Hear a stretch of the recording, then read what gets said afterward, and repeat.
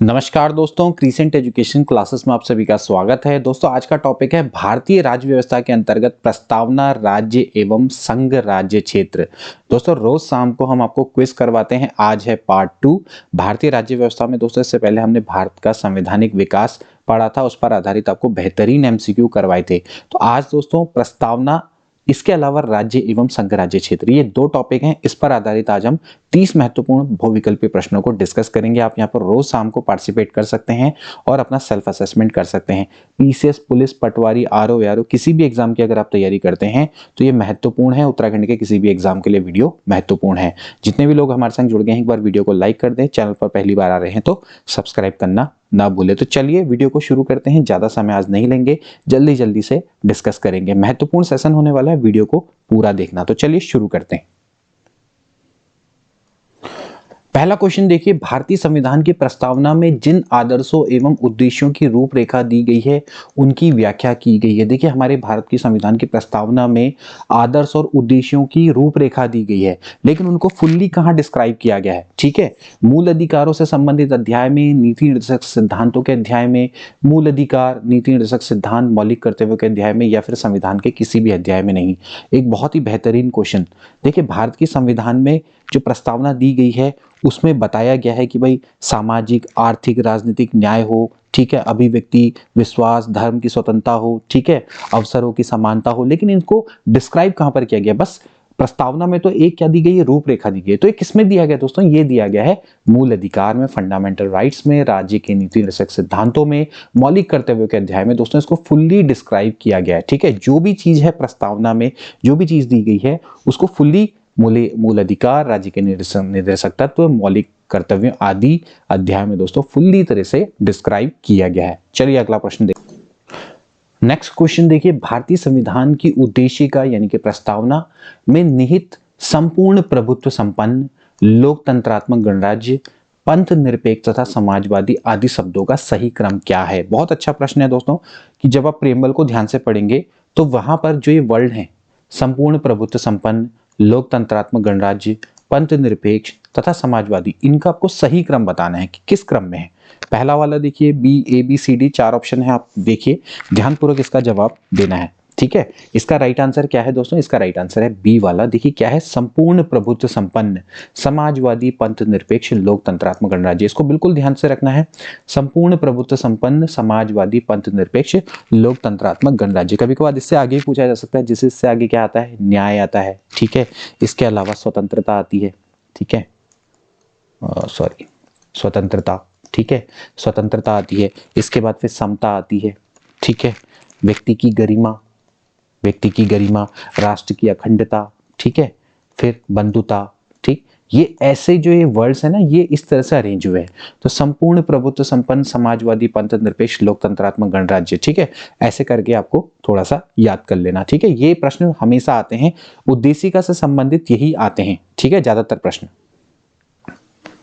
Next question देखिए, भारतीय गणतंत्र की 26 जनवरी 1950 को संवैधानिक वस्तु स्थिति क्या थी जब संविधान लागू किया गया था? एक बहुत अच्छा प्रश्न। देखिए प्रश्नों का लेवल देखिए आप, किस तरह से घुमा के प्रश्न पूछे गए हैं।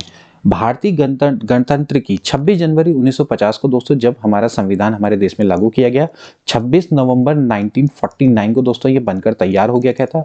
इसको इनेक्टेड किया गया, यानी कि अंगीकृत किया गया था, अधिनियमित किया गया था संविधान सभा के द्वारा। लेकिन इसको दोस्तों लागू किया गया था 26 जनवरी 1950 को। तो उस समय पर वस्तु स्थिति क्या थी? क्या हमारा लोकतंत्रात्मक गणराज्य था, संपूर्ण प्रभुत्व संपन्न धर्मनिरपेक्ष लोकतंत्रात्मक गणराज्य था, संपूर्ण प्रभुत्व संपन्न लोकतंत्रात्मक गणराज्य था, या फिर संपूर्ण प्रभुत्व संपन्न समाजवादी धर्मनिरपेक्ष लोकतंत्रात्मक गणराज्य था? आपको बिल्कुल ध्यानपूर्वक इसका जवाब देना होगा। ठीक है,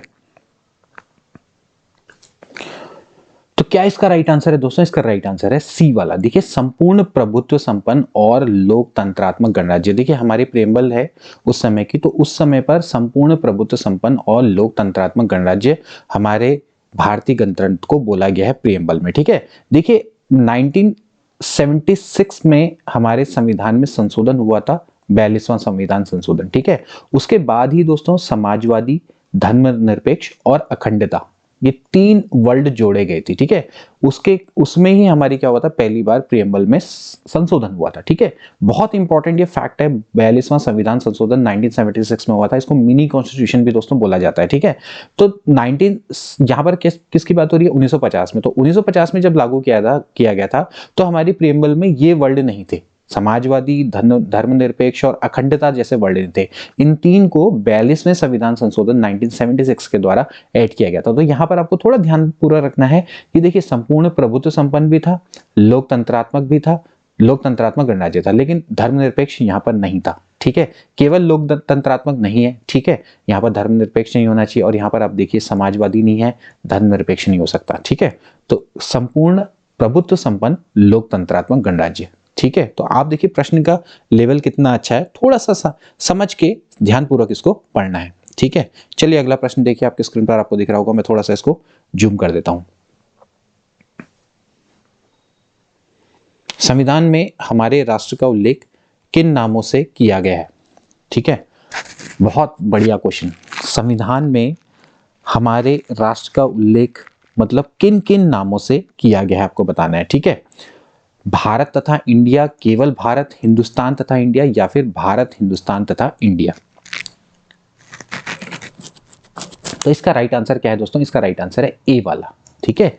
संविधान में हमारे राष्ट्र का उल्लेख दोस्तों कैसे किया गया है, भारत तथा इंडिया से, ठीक है, ना कि हिंदुस्तान या केवल भारत या हिंदुस्तान इंडिया, ठीक है, या भारत हिंदुस्तान इंडिया। तो हमारे राष्ट्र का उल्लेख देखिए दोस्तों 2 नामों से किया गया है, भारत तथा इंडिया। इसके लिए कौन है, आर्टिकल नंबर 1, ठीक है, 1 का भाग क, ठीक है, या 1 भी कह सकते हैं। भारत क्या है या फिर इंडिया क्या है, राज्यों का संघ है, ठीक है। आर्टिकल 1 का क क्या बोलता है कि जो भारत अर्थात इंडिया राज्यों का संघ है, ठीक। तो भारत को यानी कि हमारे राष्ट्र को 2 नामों से संबोधित किया गया है, भारत तथा इंडिया। नेक्स्ट क्वेश्चन देखिए, भारतीय संघवाद को सहकारी संघवाद किसने कहा था, ठीक है। भारतीय संघवाद को, ठीक, जो हमारा भारतीय संघवाद है यानी कि जो हमारा इंडियन फेडरलिज्म है, ठीक है, यानी कि हमारा जो भारतीय संविधान है उसको सहकारी संघवाद किसके द्वारा बोला गया, यानी कि कोऑपरेटिव फेडरलिज्म किसके द्वारा बोला गया, जी ऑस्टिन, केसी व्हीलर, सर आइवर जेनिंग्स या फिर डीडी बसु, ठीक। तो इसका राइट आंसर क्या है, इसका राइट आंसर है दोस्तों ए, जो जी ऑस्टिन है, ठीक है। इन्होंने ही दोस्तों क्या बोला, भारतीय संघवाद को सहकारी संघवाद बोला, यानी कि कोऑपरेटिव फेडरलिज्म बोला है, ठीक है। ये कौन थे दोस्तों, ये एक आपके अमेरिकी इतिहासकार थे, ठीक है। अब केसी व्हीलर, कभी कभार ये प्रश्न भी हो जाता है कि भाई केसी व्हीलर ने क्या बोला है। केसी व्हीलर ने जो भारतीय संविधान है दोस्तों, इसको बोला गया है, उनके द्वारा बोला गया है इसको अर्ध परिसंघीय, ठीक है, अर्ध परिसंघीय, ठीक है, अर्ध परिसंघीय। अर्ध परिसंघीय को इंग्लिश में बोलेंगे क्वासी फेडरल, ठीक है। तो अर्ध परिसंघ इनके द्वारा बोला गया है, जबकि जी ऑस्टिन ने बोला है इसको सहकारी संघवाद यानी कि कोऑपरेटिव फेडरलिज्म, ठीक है। ध्यानपूर्वक रखना कि जो भारत का जो हमारा संविधान है, इसमें जो ये प्रेम्बल्स है यानी कि उद्देशिका है, इसका विचार कहां से लिया गया दोस्तों, यूएसए से लिया गया, ठीक है। यूएसए से ही हमारी प्रस्तावना का विचार लिया गया है। और कभी कभी ये पूछा जाता है कि इसकी भाषा कहां से ली गई, तो इसकी भाषा कहां से ली गई है, ऑस्ट्रेलिया से, ठीक है। तो प्रियम्बल कहां से ली गई है, उद्देशिका का विचार यूएसए से, लेकिन जो इसकी भाषा है वो ऑस्ट्रेलिया के संविधान से ली गई है, ठीक है। अगला प्रश्न देखेंगे। नेक्स्ट क्वेश्चन देखिए, हम भारत के लोग, we the people of India शब्दों का प्रयोग संविधान में कहां किया गया है। ऑफ कोर्स इस समय पर आपके लिए इजी है। देखिए हमारे संविधान की प्रस्तावना है दोस्तों यहीं से शुरू होती है। कहां से होती है, हम भारत के लोग शब्दों से प्रारंभ होती है। यानी कि दोस्तों जो हमारे संविधान का मूल स्रोत है वो कौन है, भारत की जनता है, ठीक है। वही हमारी समस्त शक्तियों का केंद्र बिंदु है, ठीक है। तो संविधान की प्रस्तावना किससे स्टार्ट होती है, we the people of India, यानी कि हम भारत के लोग। नेक्स्ट क्वेश्चन देखिए, निम्नलिखित शब्दों में से कौन सा शब्द 1975 में भारतीय संविधान की प्रस्तावना में सम्मिलित नहीं था, ठीक है। तो भाई कौन सा था, बंधुत्व था, संप्रभुता थी, समानता थी, अखंडता थी, कौन सा नहीं था आपको बताना है, ठीक है। तो अभी मैंने आपको दोस्तों बताया कि 42वां यानी कि 42वां जो हमारा संविधान संशोधन हुआ था 1976 में, उस समय पर समाजवादी, पंथ निरपेक्ष और अखंडता, इन 3 शब्दों को जोड़ा गया था हमारी प्रस्तावना में। ठीक है, तो अखंडता उस समय पर नहीं था, बंधुत्व था, संप्रभुता थी और समानता। ठीक है, ये 3 वर्ड थे, समझ में आ रहा है, लेकिन अखंडता नहीं था। ठीक है, नेक्स्ट क्वेश्चन देखिए, सभी व्यक्ति पूर्णतः और समान रूप से मानव हैं। यहां पर मानव होगा, ये गलती से माना हो गया। ठीक है, सभी व्यक्ति पूर्णतः और समान रूप से मानव है, यह सिद्धांत जाना जाता है। ठीक है, सार्वभौमिकता है या समष्टिवाद है, समाजवाद है या अंतःक्रियावाद है। ठीक है, ये यहां पर क्या होगा, समष्टिवाद होगा। ठीक है, समष्टिवाद। ठीक, तो सार्वभौमिकता है, समष्टिवाद है, समाजवाद है या अंतःक्रियावाद है। ठीक, तो सभी व्यक्ति पूर्णतः और समान रूप से मानव है, यह सिद्धांत दोस्तों कहलाता है सार्वभौमिकता। ठीक है, यूनिवर्सलिज्म। ठीक है, क्या बोलते हैं इसको, यूनिवर्सलिज्म। ठीक है, तो यूनिवर्सलिज्म क्या है दोस्तों, एक्चुअली ये बताता है कि सभी व्यक्ति पूर्णतः और समान रूप से मानव हैं। इसके अनुसार सभी व्यक्ति को उनके मानव अधिकार समान रूप से बिना किसी भेदभाव के उपलब्ध होने चाहिए। ठीक है, तो यानी कि सभी व्यक्ति पूर्णतः और समान रूप से मानव है। This is known as a universalism, यानी कि सार्वभौमिकता।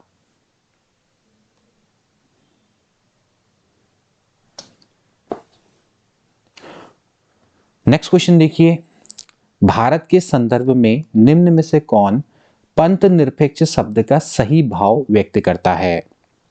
पंथ निरपेक्ष या बोलो धर्मनिरपेक्ष। ठीक है, पंथ निरपेक्ष बोलो या फिर धर्मनिरपेक्ष। तो क्या चीज है धर्मनिरपेक्ष। ठीक है, भारत में अनेक धर्म है, भारतीयों को धार्मिक स्वतंत्रता प्राप्त है, धर्मानुपालन व्यक्ति की इच्छा पर निर्भर करता है, भारत में राज्य का कोई धर्म नहीं है। बहुत अच्छा क्वेश्चन है, बहुत बढ़िया आप कह सकते हैं इस क्वेश्चन का लेवल है। ठीक है, तो क्या चीज है धर्मनिरपेक्ष, सेक्युलर होता क्या है। ठीक है, देखिए इसका आंसर क्या है, डी। ठीक है, भारत में राज्य का कोई भी धर्म नहीं है। ठीक है, मैंने आपको पहले बोल दिया कि जो 42वां संविधान संशोधन था 1976 में, तो उसमें पंथ निरपेक्ष जोड़ा गया। तो उसका मतलब यह है कि भारत एक ऐसा राष्ट्र है जिसका कोई अपना धर्म नहीं है। ठीक है, वो किसी धर्म को अपने राज्य के धर्म के रूप में मान्यता नहीं देता है। ठीक है, बल्कि जितने भी जो धर्म है उनके लिए क्या है, वो अनबायस्ड, तटस्थ रूप अपनाता है। ठीक है, पंथ निरपेक्ष ये बताता है कि भाई जो राज्य है वो में अगर जब धर्म को बात करी जाएगी तो वो किसी व्यक्ति का क्या है, इंडिविजुअल सब्जेक्ट है। ठीक है, तो पंथ निरपेक्ष का मतलब आप समझिए। ठीक, कि भारत में राज्य का कोई भी धर्म नहीं है। ठीक है, अगला क्वेश्चन देखिए, निम्नलिखित ये उद्देश्य होगा, ये देश नहीं होगा दोस्तों, यहां पर थोड़ा सा टाइपिंग मिस्टेक हो रही है, चलो इनको इग्नोर करना। निम्न उद्देश्यों में से कौन सा एक भारत के संविधान की उद्देशिका में सन्निहित नहीं है। ठीक है, कौन कौन से ऐसे उद्देश्य हैं जो कि भारत के संविधान की उद्देशिका में नहीं इंक्लूडेड है। विचार की स्वतंत्रता, आर्थिक स्वतंत्रता, अभिव्यक्ति की स्वतंत्रता या फिर विश्वास की स्वतंत्रता। ठीक, क्या इसका राइट आंसर है, इनमें से ऐसे कौन से एम है जो कि भारत के संविधान में सन्निहित नहीं है। देखिए इसका बी वाला ऑप्शन करेक्ट है, आर्थिक स्वतंत्रता नहीं है। ठीक है, देखिए जो भारत की संविधान की जो उद्देशिका है दोस्तों, उसमें सभी नागरिकों को सामाजिक, आर्थिक, राजनीतिक न्याय के साथ साथ विचार, अभिव्यक्ति, विश्वास, धर्म, उपासना की स्वतंत्रता का लक्ष्य रखा गया। ठीक है, तो विचार की स्वतंत्रता आती है इसमें, अभिव्यक्ति की स्वतंत्रता आती है, विश्वास की स्वतंत्रता आती है। ठीक है, लेकिन आर्थिक स्वतंत्रता का कहीं पर भी कोई जिक्र नहीं है, जबकि आर्थिक न्याय की बात की गई है। ठीक है, आर्थिक न्याय। ठीक है, सामाजिक, राजनीतिक, आर्थिक न्याय की बात की गई है, लेकिन आर्थिक स्वतंत्रता की कहीं पर भी कोई बात नहीं कही गई है, तो ये उसके लक्ष्यों में से एक नहीं है। नेक्स्ट क्वेश्चन देखिए, निम्नलिखित विवादों में से किस में सर्वोच्च न्यायालय ने प्रस्तावना को भारतीय संविधान के मौलिक संरचना का अंग स्वीकार किया। बहुत अच्छा ये क्वेश्चन है दोस्तों, और बहुत ही इंपॉर्टेंट क्वेश्चन है, इसको आप नोट डाउन कर लेना अगर आपको नहीं आता ये। ठीक है, तो ये कौन सा विवाद है जिसमें सुप्रीम कोर्ट ने माना कि जो हमारी प्रीएम्बल है भारतीय संविधान के मौलिक संरचना का अंग है वो। ठीक है, यानी कि बेसिक स्ट्रक्चर का अंग है। ठीक, बेरूबारी विवाद था, ए गोपालन विवाद था, प्रीवी पर्स विवाद था या फिर केशवानंद भारती विवाद था। ठीक है, इसका राइट आंसर क्या है दोस्तों, इसका राइट आंसर है डी वाला केशवानंद भारती विवाद, ठीक है, केशवानंद भारती बनाम केरल राज्य था, ठीक है, वर्सेस केरल, ठीक है। ये कब हुआ था? ये हुआ था 1973, ठीक है। तो इसमें दोस्तों सुप्रीम कोर्ट ने माना था कि जो प्रस्तावना है वो संविधान का भाग है, इसमें आप संशोधन तो कर सकते हैं लेकिन इसके बेसिक स्ट्रक्चर में चेंज नहीं कर सकते, ठीक है। हुआ क्या था कि जो एक बेरूबारी विवाद हुआ था 1960 में, ठीक है, बेरूबारी संघ मामला हुआ था, ठीक है।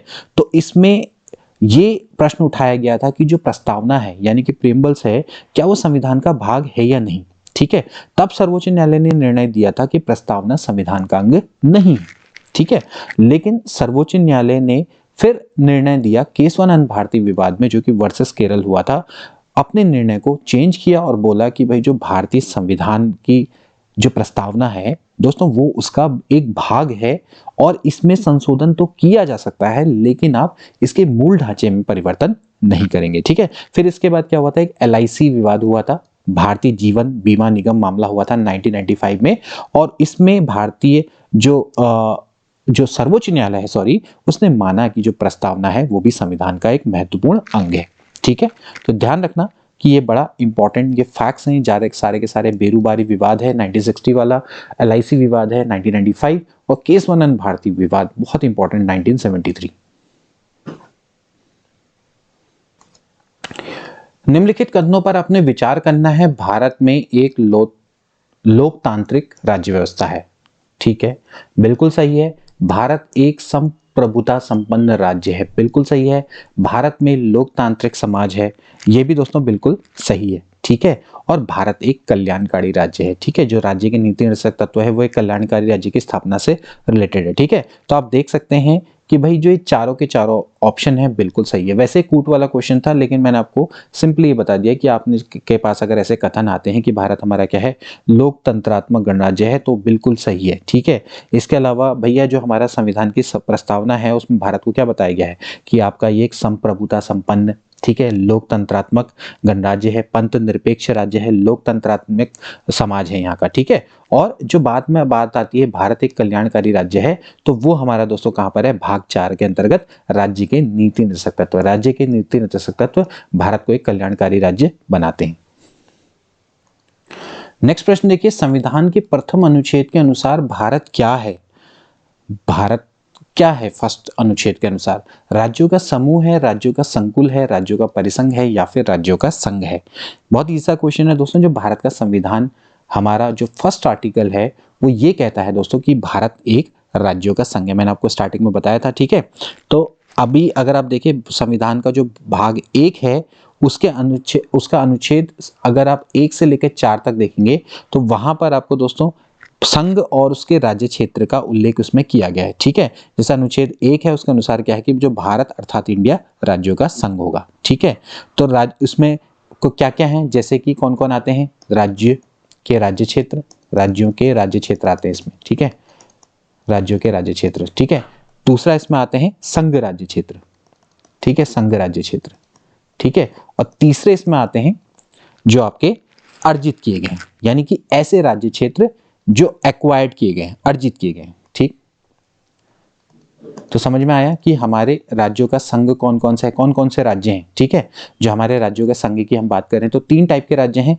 एक तो राज्यों के राज्य क्षेत्र, जैसे कि हमारे राज्य हैं भैया, जो आपको पता है कि जो हमारे 28 इस समय पर राज्य हैं उनकी बात हो रही है। इसके बाद फिर आते हैं संघ राज्य क्षेत्र, ठीक है, समझ रहे हैं ना, जो संघ राज्य क्षेत्र में हमारे आते हैं, ठीक है। और इसके बाद कुछ ऐसे राज्य क्षेत्र जो कि एक्वायर्ड किए गए यानी कि सम्मिलित किए गए हैं, ठीक है। तो ये आते हैं हमारे राज्यों के संघ के रूप में।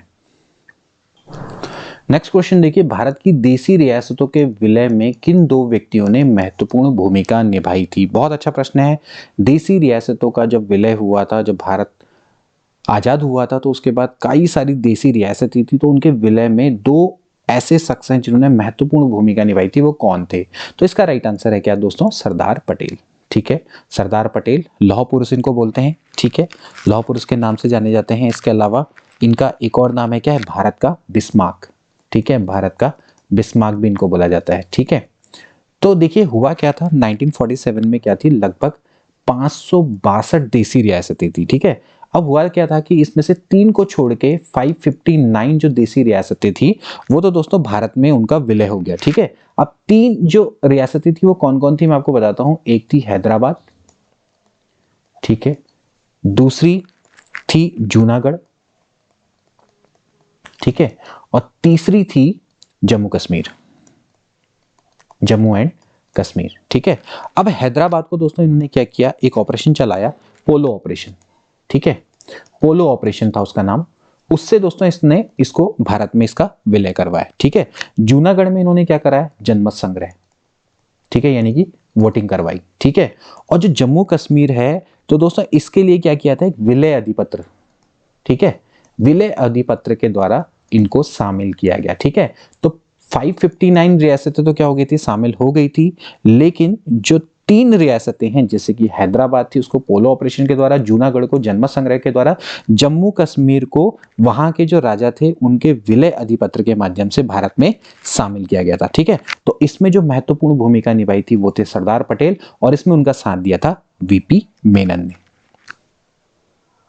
नेक्स्ट क्वेश्चन देखिए, भारत में संघ राज्यों का प्रशासन किसके द्वारा किया जाता है। ठीक है, अब राज्यों का प्रशासन तो आपको पता ही है, लेकिन जो संघ राज्य क्षेत्र हैं जैसे कि यूनियन टेरिटरी की बात हो रही है तो उनका प्रशासन किसके द्वारा किया जाता है। ठीक है, आपको ये बताना है। ठीक, राष्ट्रपति के द्वारा, उपराज्यपाल के द्वारा, गृह मंत्री के द्वारा, या फिर प्रशासक द्वारा। ठीक है, प्रशासक हो गए, प्रशासक के द्वारा। तो इसका राइट आंसर क्या है दोस्तों, राष्ट्रपति के द्वारा। ठीक है भाई, जो संविधान का अनुच्छेद है 239 क, ठीक है, 239(1), उसके अनुसार क्या होता है भाई, जो संसद है वो लॉ के द्वारा संघ राज्य क्षेत्रों के प्रशासन की व्यवस्था करता है। ठीक है, तो अब जो प्रशासन है दोस्तों किसके द्वारा किया जाता है, राष्ट्रपति के द्वारा किया जाता है। तो वो क्या करता है, उस राष्ट्रपति क्या करता है, डायरेक्टली नहीं, इसके द्वारा जो नियुक्त किया जाता है एक प्रशासक। ठीक है, तो एक्चुअली जो संघ राज्य क्षेत्रों का प्रशासन करता कौन है, राष्ट्रपति करता है, लेकिन अपने नियुक्त प्रशासक के माध्यम से।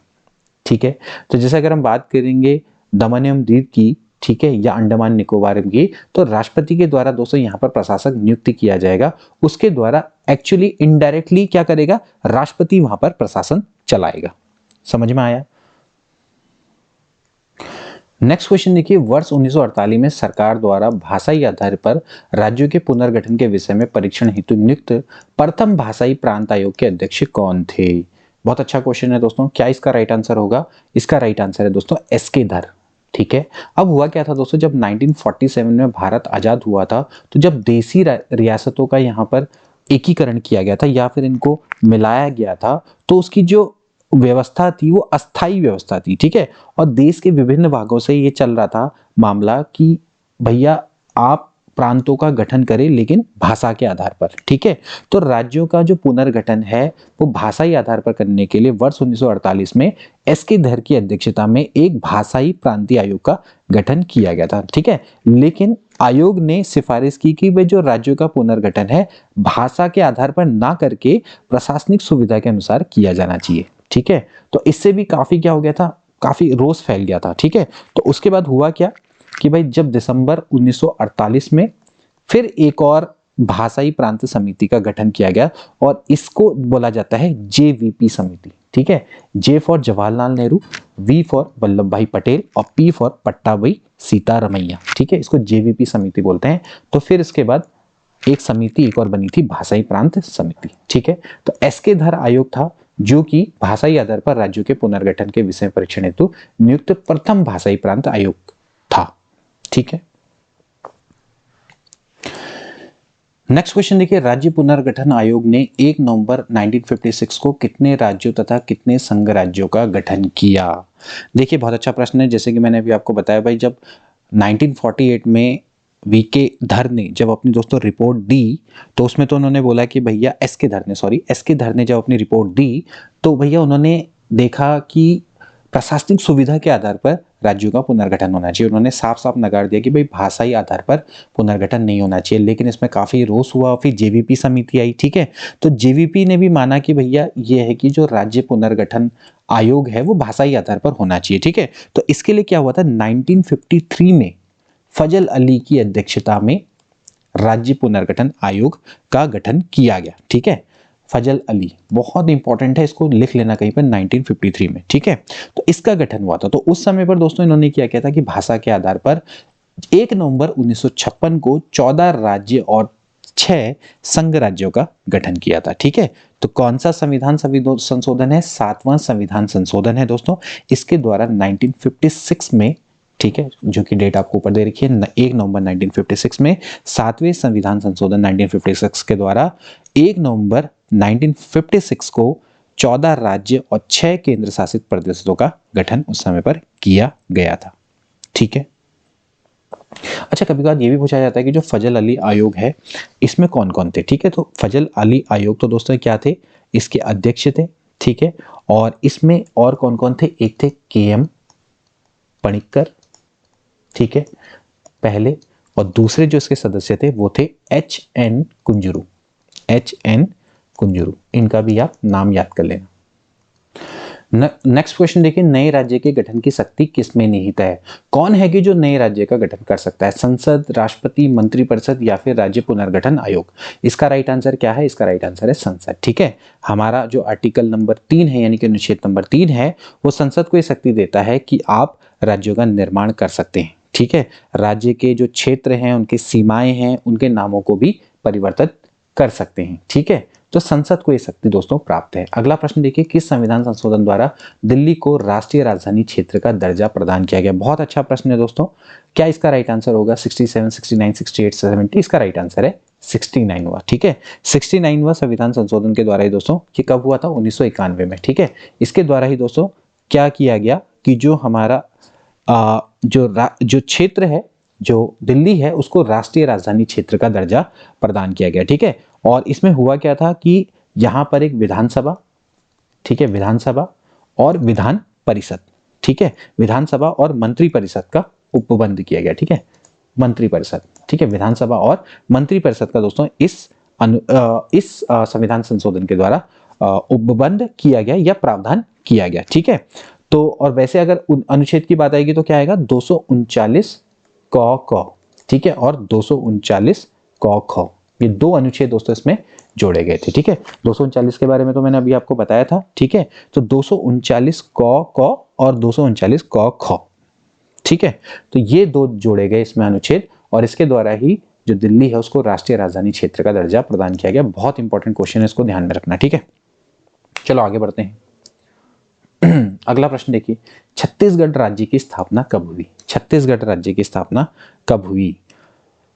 तो कब हुई थी दोस्तों? छत्तीसगढ़ राज्य की स्थापना ये हुई थी 1 नवंबर 2000 को, ठीक है। 9 नवंबर 2000 को उत्तराखंड की स्थापना हुई थी, उत्तर प्रदेश से अलग हुआ था। और ऐसे ही छत्तीसगढ़ जो राज्य है दोस्तों, ये किससे अलग हुआ था? मध्य प्रदेश से अलग हुआ था। तो मध्य प्रदेश से अलग होकर 1 नवंबर 2000 को छत्तीसगढ़ राज्य की स्थापना की गई थी, ठीक है। चलिए आगे बढ़ते हैं। अगला प्रश्न देखो, भारत में कितने संघ शासित प्रदेश हैं? बहुत अच्छा प्रश्न है, अभी के परिप्रेक्ष्य में भी याद रखेंगे। भारत में दोस्तों अभी फिलहाल कितने संघ शासित प्रदेश हैं? ध्यानपूर्वक इसका आंसर दीजिएगा और बिल्कुल सोच समझ के। फिलहाल कितने हैं दोस्तों? 8 हैं, ठीक है। अब हुआ क्या था, देखिए, जब जम्मू कश्मीर का पुनर्गठन हुआ, अभी आपको पता होगा कि भाई जो जम्मू कश्मीर है उसका पुनर्गठन हुआ था, तो उस समय पर कितने हो गए थे? 9 हो गए थे, क्योंकि जो जम्मू कश्मीर है वो 2 में कन्वर्ट हो गया था ना, 2 संघ शासित प्रदेशों में टूट गया था, ठीक है। पहला तो कौन सा था? जम्मू कश्मीर, ठीक है, और दूसरा क्या था? लद्दाख, ठीक है, लद्दाख। तो कुल मिला के कितने हो गए थे? 9, क्योंकि पहले कितने थे? 7, और फिर ये 2 और आ गए, तो टोटल कितने हो गए? 9 हो गए, ठीक है ना। लेकिन अब क्या हुआ कि जो दादरा व नागर हवेली, ठीक है, और इसके अलावा दमन व द्वीप, ठीक है, इन दोनों का दोस्तों हो चुका है विलय, ठीक है। ये बिल्कुल करंट का है, बिल्कुल ध्यान में रखना है, ठीक। तो इस समय पर फिलहाल कितने रह गए? 8 रह गए, ठीक है। पहले कितने हुआ करते थे? 7, फिर हो गए 9, और फिर अब कितने हो गए? 8, क्योंकि दादरा एवं नागर हवेली और दमन एवं दीव, इन दोनों का दोस्तों क्या हो चुका है? विलय हो चुका है। और वर्तमान राज्यों की कुल संख्या कितनी है दोस्तों? 28। ये तो आपने ध्यान में रखना है, ठीक है। अगला देखो प्रश्न, यदि भारतीय संघ में एक नए राज्य का सृजन किया जाना है तो संविधान की किस अनुसूची में संशोधन करना आवश्यक होगा? बहुत अच्छा प्रश्न है। यदि भारतीय संघ में किसी एक नए राज्य का सृजन करना है तो संविधान की किस अनुसूची में संशोधन किया जाना आवश्यक होगा? देखिए इसके लिए इसका जो राइट आंसर है प्रथम अनुसूची। ठीक है, क्योंकि जो प्रथम अनुसूची है दोस्तों उसमें राज्य एवं संघ राज्य क्षेत्रों के नाम और उसके अंतर्गत आने वाले राज्य क्षेत्रों का वर्णन किया गया है। ठीक है, तो सबसे पहले आपको क्या करना पड़ेगा, प्रथम अनुसूची में संशोधन करना पड़ेगा, क्योंकि जो प्रथम अनुसूची है उसी में आपको दोस्तों राज्य के बारे में डिटेल में बता रखा है, उसके संघ राज्य क्षेत्रों के नाम भी लिखे हुए हैं, तो उसमें आपको क्या करना पड़ेगा, संशोधन करना पड़ेगा। ठीक है, चलिए अगला प्रश्न देखते हैं। देखिए, निम्न में से कौन एक भारतीय संघ का सहयोगी राज्य था जिसे बाद में भारतीय संघ का संपूर्ण राज्य बना दिया गया? बहुत अच्छा प्रश्न है। अरुणाचल प्रदेश, सिक्किम, झारखंड या फिर छत्तीसगढ़? इसका राइट आंसर मैं आपको बताया तो इसका राइट आंसर है सिक्किम। ठीक है, Sikkim is a right answer. ठीक है, होता क्या था कि देखिए जब 1947 की बात करते हैं तो सिक्किम दोस्तों क्या था, एक संरक्षित राज्य था, संरक्षित राज्य का दर्जा इसको दिया हुआ था। ठीक है, मतलब कि सिक्किम के जैसे कुछ राजनीतिक संबंध हैं या फिर संचार के विषय हैं या फिर विदेशी विषय हैं तो ये भारत सरकार ने अपने ले रखे थे, मतलब कि भारत के संरक्षण में था। ठीक है, उसके बाद क्या हुआ, 1974 को दोस्तों जो सिक्किम है इसका संरक्षित राज्य का दर्जा समाप्त करके इसको सहयोगी राज्य बना दिया गया। क्या बना दिया गया, सहयोगी राज्य। ठीक है, सहयोगी राज्य बना गया। उसके बाद दोस्तों क्या हुआ, 36वां संविधान संशोधन किया गया। अच्छा, ये कब किया गया, 35वें संविधान संशोधन के द्वारा। फिर एक किया गया 36वां संविधान संशोधन 1975 में। ठीक है, तो उसमें क्या किया कि जो सिक्किम है इसको पूर्ण राज्य का दर्जा प्रदान कर दिया गया और भारत में दोस्तों ये 22वें राज्य के रूप में सम्मिलित किया गया प्रथम अनुसूची में। ठीक है, क्योंकि आपको पता है कि प्रथम अनुसूची में ही संशोधन किया जाना होता है, तो 22वें राज्य के रूप में दोस्तों ये प्रथम अनुसूची में इसको सम्मिलित किया गया। तो समझ लीजिए 1947 तक ये क्या था, एक भारत का संरक्षित राज्य था। ठीक है, यानी कि भारत के संरक्षण में था। 1974 में इसको सहयोगी राज्य बनाया गया और फिर उसके एक साल बाद 1975 में इसको पूर्ण राज्य का दर्जा दिया गया सिक्किम को। ठीक है, चलिए आगे बढ़ेंगे। अगला प्रश्न देखो भैया, एक नया राज्य बनाने में संवैधानिक संशोधन के लिए किस प्रकार का बहुमत चाहिए? बहुत अच्छा प्रश्न है। देखिए बहुत ही जानदार प्रश्न है। देखिए, एक नया राज्य बनाना है तो उसमें संवैधानिक संशोधन के लिए किस प्रकार का बहुमत होना चाहिए? ठीक है, तो इसका राइट आंसर क्या है दोस्तों, एक साधारण बहुमत। ठीक है, एक साधारण बहुमत के बाद किसी नए राज्य का दोस्तों गठन किया जा सकता है। ठीक है, उसकी क्षेत्र सीमाओं और उसके नामों में भी परिवर्तन किया जाना चाहिए। ठीक है, लेकिन दोस्तों ये जो संबंधित विधेयक है ये राष्ट्रपति की सिफारिश से ही संसद में प्रस्तुत किया जाएगा।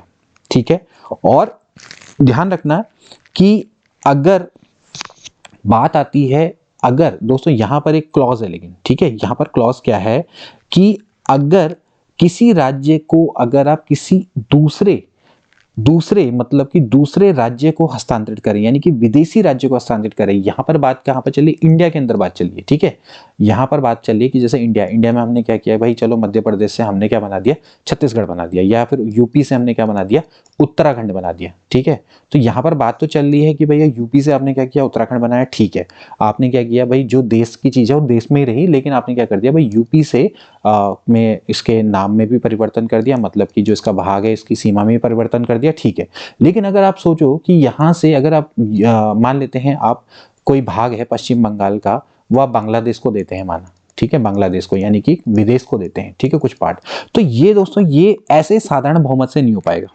ठीक है, इसके लिए आपको दोस्तों क्या करना पड़ेगा, 368 के तहत में संविधान में संशोधन करना पड़ेगा। ठीक है, आप किसी भी भूभाग को विदेशी राज्य को ऐसे ही हस्तांतरित नहीं कर पाएंगे, यानी कि साधारण बहुमत के द्वारा ऐसा नहीं कर सकते। ठीक हो गया, तो यहां पर ध्यान रखना कि नए राज्य बनाने में संवैधानिक संशोधन के लिए किस प्रकार का बहुमत चाहिए, साधारण।